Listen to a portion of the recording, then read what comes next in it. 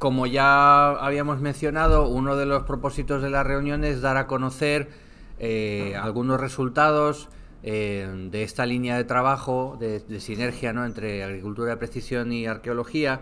Y para eso hemos seleccionado algunos ejemplos. También es verdad que aquí vamos a mostrar resultados de otros trabajos previos en el ámbito de Riteca, de Inoace, porque nos parecían especialmente ilustrativos de este tipo de conexiones que podemos establecer. Los métodos que hemos empleado para recabar datos en estos proyectos vienen de ambos lados.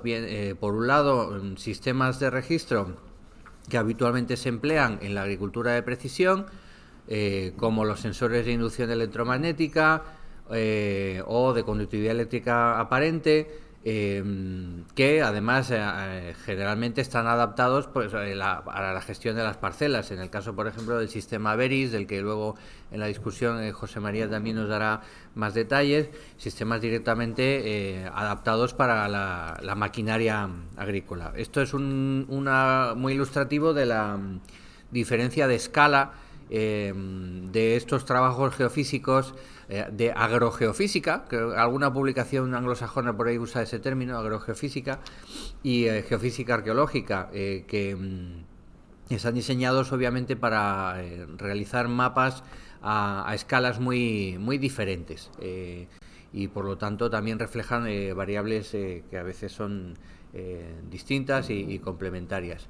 Y otros métodos que son habitualmente utilizados en arqueología, como la prospección geomagnética. En realidad, bueno, la batería de métodos geofísicos es muy amplia, y como digo, quizá un punto de conexión ahí es todos los métodos geoeléctricos, aunque también tienen potencial interés por las prospecciones magnéticas o de georradar para cuestiones también de estudio del terreno desde otros puntos de vista. Y luego otra tarea fundamental en la arqueología del paisaje, que es la prospección de superficie, que es la identificación directa de elementos materiales que aparecen sobre el terreno debido a la acción del arado o de la exposición de los restos arqueológicos, y que nos revelan la presencia de construcciones, de estructuras. Y bueno, luego veremos algún ejemplo práctico. Entonces, empezando por casos de estudio que han sido objeto de investigación, quizá una de las experiencias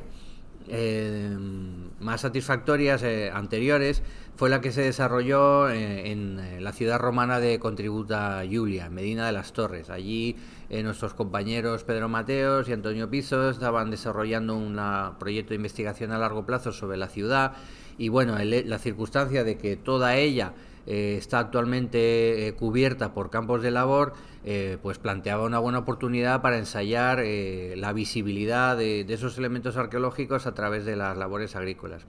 Esta es una imagen tomada en mayo, a primera hora de la mañana, desde un paramotor, y bueno, yo creo que ustedes pueden ver... vaya, ahora no lo tengo, el puntero, bueno, no sé si tiene... es que... no, lo tengo aquí en el bolsillo, perdón. Vale, lo voy a usar para los presentes aquí en la sala, para que lo puedan ver.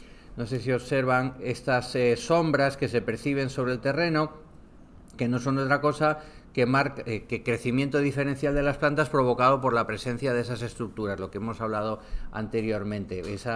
Lo que en el ámbito anglosajón se denominan crop marks, marcas en los cultivos, que bueno, diferentes tipos de cobertura los hacen más evidentes o menos. En este caso, aquí tienen cómo se percibía todo el perímetro de la ciudad, y incluso si lo observan con más detalle, aunque no sé si la imagen en la pantalla lo permite apreciar, se ve toda la planta urbana, es decir, de un golpe de vista y con la documentación adecuada. Con estos sistemas podríamos ver, bueno, aquí un edificio de espectáculos, un anfiteatro del cual se sospechaba la existencia, pero que esto lo permitió confirmar.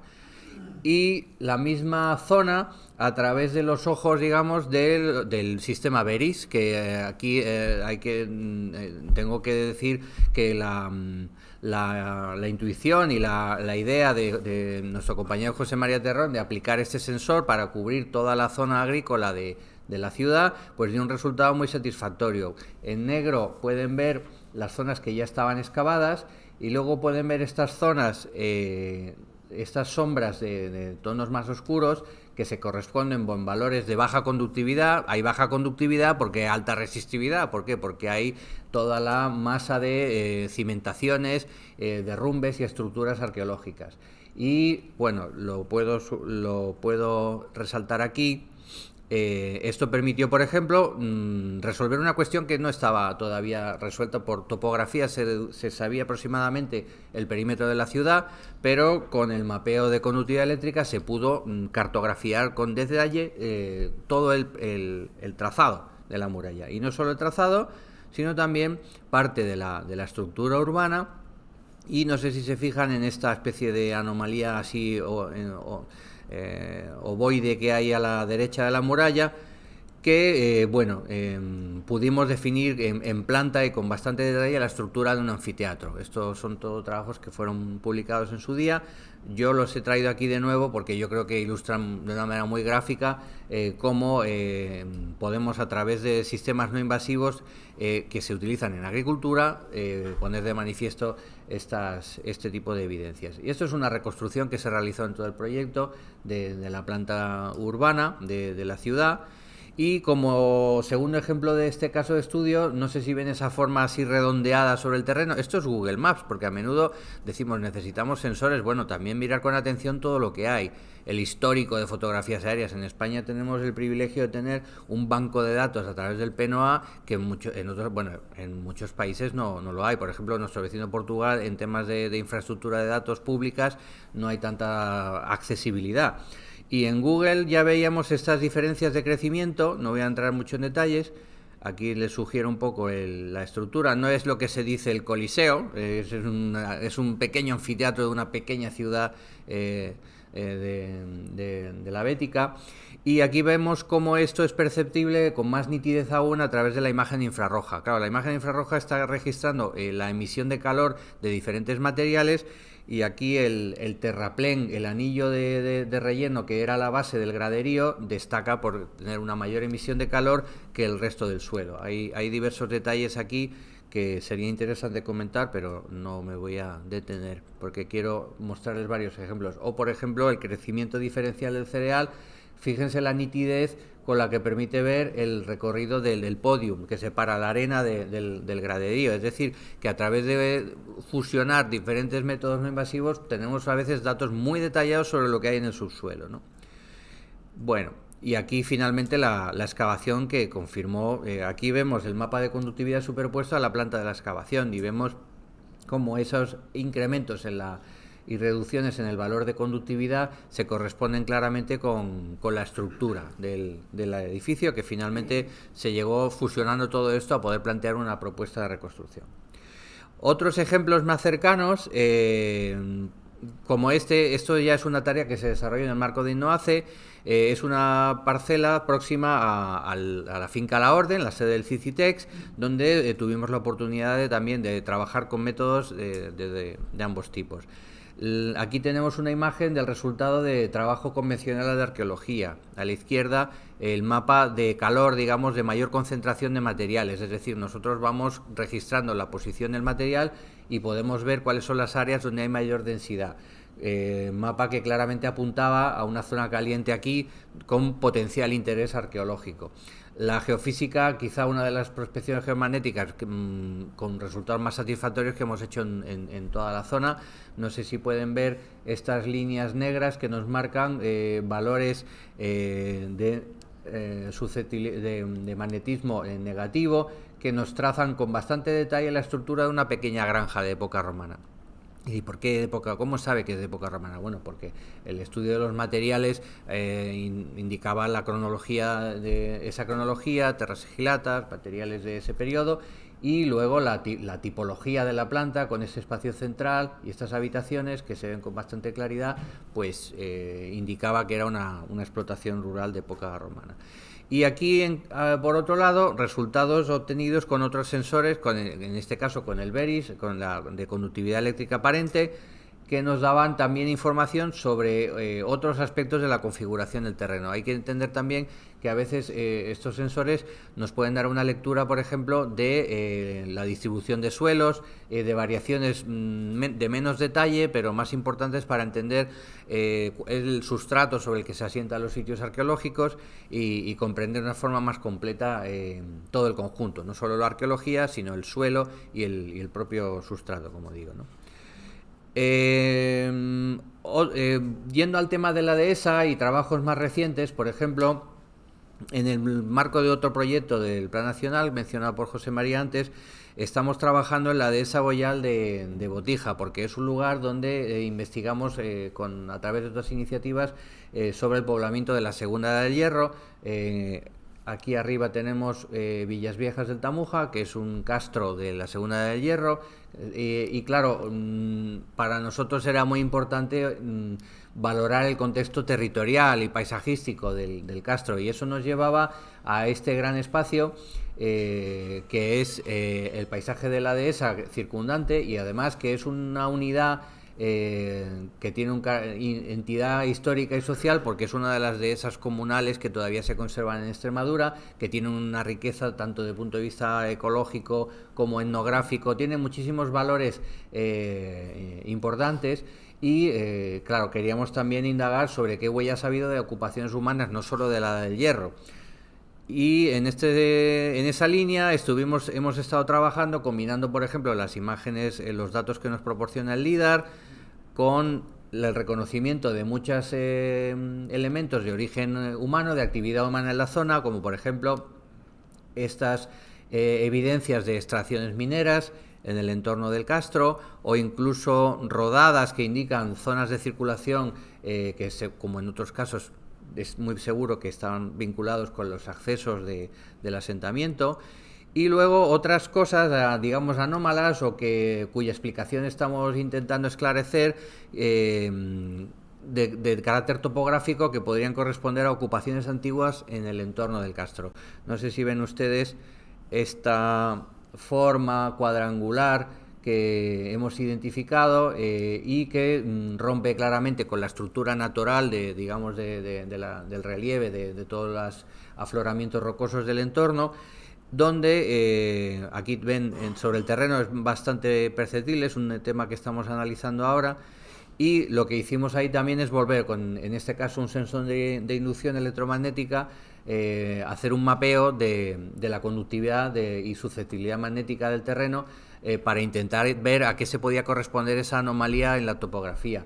Hay que decir también que, más allá de aclarar esa cuestión, había un interés grande en usar este sistema en la dehesa, porque al hacer una prospección de superficie nos planteábamos la pregunta de si el material, las cerámicas que encontramos dispersas en esos espacios, en qué medida están en una posición derivada, es decir, en qué medida los depósitos originales del uso del suelo y de las ocupaciones antiguas de hace 2000, 3000 años han sido erosionadas o alteradas, cómo era la configuración de los suelos, la distribución del suelo como recurso para esas comunidades en el pasado, y para ello nos pareció que podía ser una buena idea utilizar estos sensores para ver cómo varía la profundidad del sustrato rocoso y cuál es la potencia de los suelos. Es decir, que un dato que puede ser importante si, por ejemplo, estamos valorando la fragilidad de este entorno de cara a procesos erosivos, al mismo tiempo nos permitiera saber, bueno, pues dónde tenemos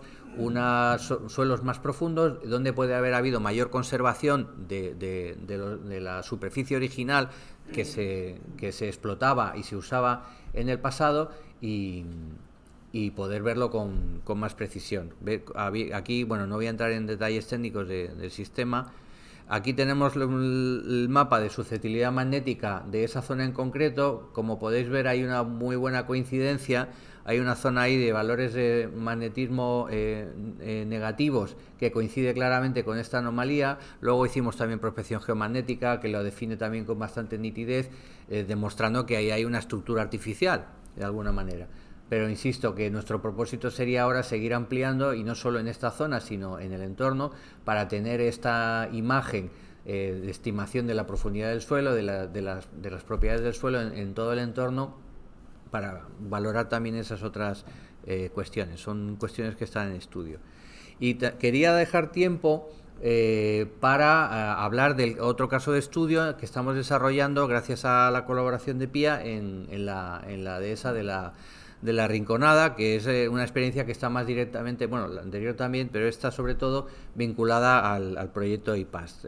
La dehesa de la Rinconada, bueno, ella la puede presentar muchísimo mejor que yo simplemente les voy a mostrar algunas imágenes de cartografía para que nos situemos. Estamos ahí en el término de Calamonte, en límite con el de Arroyo de San Serván.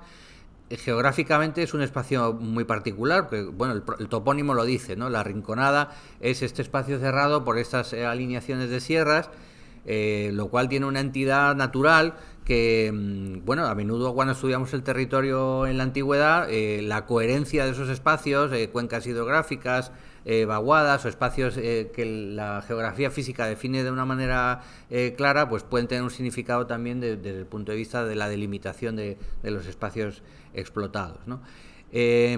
Aquí hemos empezado a ensayar combinando prospección de superficie, prospección geomagnética y inducción electromagnética, para ver cómo podemos complementar esos datos. Y elegimos como zona piloto un espacio donde ya existía ese conocimiento previo de la presumible presencia de restos que había que definir. Quiero destacar en este sentido la utilidad de esa visión de larga duración en la que estamos insistiendo, que se utiliza en el estudio histórico, arqueológico histórico de la evolución del paisaje. Tenemos documentos de gran valor en ese sentido, como toda la fotografía aérea de los años 40 y 50, el llamado vuelo americano, que en arqueología es amplísimamente utilizado, pero por ejemplo nos ayuda a comprender cómo ha evolucionado este paisaje. Sorprende ver la cantidad de espacios que en los años 40-50 estaban sin casi vegetación, cómo la vegetación xerófila ha colonizado muchas zonas que se cultivaban en los años 50, y en este caso la cantidad de elementos relacionados con la explotación agrícola, bueno, la explotación ganadera de toda la zona, construcciones que en el presente, pues claro, están, digamos, invisibilizadas por el estado de abandono. Y, por ejemplo, recurriendo a los datos LIDAR, usamos obviamente la cobertura del PNOA, que cada vez va mejorando más, y buscando sistemas de visualización que enfatizan los rasgos que nos interesan. No sé si pueden apreciar con qué claridad puede salir de relieve toda... Bueno, aquí en concreto, aquí tenemos una zaurda. Al final, son cosas que, bueno, ahora que se está implementando tanto la inteligencia artificial y que son ubicuas en el paisaje de Extremadura, y están ahí, y el LIDAR las permite documentar. Una línea interesante sería la detección automática de todos estos elementos, porque al final interesa un inventario de carácter etnográfico también sobre todo ese patrimonio, ¿no? Y de hecho en algunos casos son estructuras que permanecen aún visibles en superficie, y que pudimos comprobar que correspondían a la ocupación romana de la zona. Y en concreto en la zona que estuvimos haciendo los mapeos, no sé si aprecian estas, bueno, el sombreado sugiere zonas de suaves relieves que, digamos, que tienen una topografía ligeramente anómala respecto al entorno, que en superficie no son especialmente llamativas, pero que si atendemos a... Esto es un mapa de densidad de los fragmentos de material arqueológico en superficie. Se definen claramente los núcleos, los puntos en los que se concentra, porque al final las labores agrícolas alteran la superficie, pero no la alteran hasta el extremo de que podamos ver que una ocupación que está en un punto, el material de superficie esté, no sé, 500 metros más allá. Es decir, los procesos de alteración de estos depósitos son graduales y tienden un poco a un cierto equilibrio, salvo que estemos en Almería, por ejemplo, y sea un yacimiento de la Edad del Bronce, y el yacimiento que estaba en lo alto de un cerro está ahora en la Rambla, abajo, pero no son paisajes de una alta energía, digamos, de una actividad erosiva que nos obligue a bregar con fenómenos tan radicales, ¿no? De manera que consideramos que este tipo de información es fiable, ¿no? Y hemos intentado, pues, complementarlas con otros datos, como por ejemplo utilizar de nuevo los sensores de inducción, pero esta vez con un enfoque de toma de datos masivo. Ahí la colaboración de José María y el equipamiento del Cicitex ha sido muy importante porque nos permitía hacer este tipo de mapas a gran escala y cubrir grandes superficies y generar datos que potencialmente, pues como digo, de cara a la propia finca de la Rinconada fueran relevantes. No voy a entrar en detalles. Aquí vemos un poco el desarrollo de esta experiencia. Aquí vemos un poco el tipo de información que van generando. Al final esto se implementa cada vez más en arqueología también. Sistemas de mapeo que permiten con corrección del posicionamiento con GPS en tiempo real, pues prescindir de rejillas o de sistemas de referencia y poder cubrir áreas mucho más amplias, ¿no? Cada punto de ahí representa una medición, como se hizo en Contributa, el mismo tipo de sistema. Y aquí una imagen muy preliminar, por ejemplo, de la susceptibilidad magnética en una profundidad de 1 metro.